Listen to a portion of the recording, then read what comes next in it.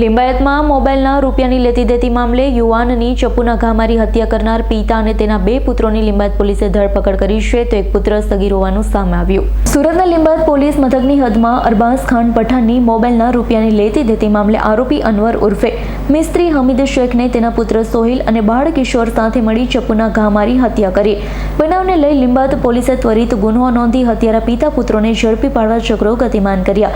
ગણતરીની કલાકોમાં જ લિંબાયત પોલીસે હત્યારા અનવર ઉર્ફે મિસ્ત્રી હમીદ શેખ અને તેના પુત્ર સોહિલ તથા બાળ કિશોરને ઝડપી પાડી સળિયા પાછળ ધકેલ્યા। સર લિંબાયતમાં એક હત્યાને બનાવ બન્યો તો શું આખી મામલા છે? જે 2 મિત્રો છે એમની વચ્ચે એક મોબાઈલ જે હતો તૂટેલી ડિસ્પ્લે વાળો એની પૈસાની લેતી દેતી બાબતે આ ઘટના બનેલી છે।